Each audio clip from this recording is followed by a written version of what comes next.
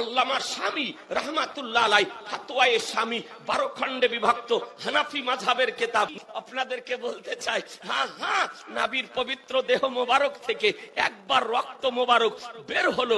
আব্দুল্লাহ ইবনে জুবাইর রাদিয়াল্লাহু তাআলা আনহুকে নবী আমার বললেন, আব্দুল্লাহ ইবনে জুবাইর শোনো, রক্তটি নিয়ে গিয়ে বাইরে দাফন করে এসো, কেউ যেন না দেখে। আব্দুল্লাহ ইবনে জুবাইর রাদিয়াল্লাহু তাআলা আনহু আমার নবীর রক্ত মোবারককে পান করে নিলেন, পান করে নিয়ে ফিরে আসতেছেন।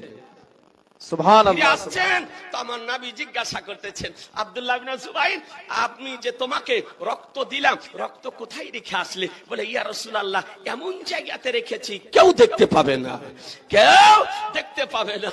তো আমার নবী বলতেছেন, আব্দুল্লাহ ইবনে জুবাইর, শায়দ তুমনে পি লিয়া হোগা, শায়দ মনে হয় তুমি পান করে নিয়েছো। বলে, হ্যাঁ, আপনার পবিত্র রক্ত আমি পান করে নিয়েছি। একটু জোরে সুবহানাল্লাহ, সুবহানাল্লাহ, মাশাআল্লাহ। এ বেরাদার পান করে নিয়েছি। তো আমার নবী বলেন, বলে, আব্দুল্লাহ ইবনে জুবাইর, যাও, তোমার কোনদিন পেটের অসুখ হবে না, আর জাহান্নামের আগুন তোমাকে স্পর্শ করতে পারবে না। হুজুর সাহেব যে হাদিস বর্ণনা করলেন তা নিতান্ত জয়ীফ হাদিস। এ কথা কে বলেছেন?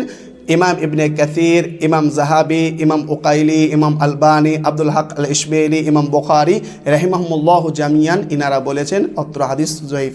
আর আল্লাহ তাআলা রক্ত পান করাকে হারাম করে দিয়েছেন। দলিল সূরা বাকারা 2 নম্বর সূরা আয়াত নম্বর 173, সূরা মাইদা 5 নম্বর সূরা আয়াত নম্বর 3, সূরা আনাম 6 নম্বর সূরা আয়াত নম্বর 145, সূরা নাহাল 16 নম্বর সূরা আয়াত নম্বর 115-তে আল্লাহ তাআলা বলেছেন রক্ত পান করা হচ্ছে হারাম। তবে যেসব পশু পাখির মাংস খাওয়া আল্লাহ তাআলা হালাল করেছেন, রাসূলুল্লাহ হালাল বলেছেন, সেই সব পশু পাখির দুটি জিনিস সম্পূর্ণ রক্ত দিয়ে তৈরি হওয়ার পরেও সে দুটি জিনিস হালাল। সে দুটি জিনিস কি? তা হচ্ছে কলিজা এবং পিলহাই। কোথায় রয়েছে এই হাদিস?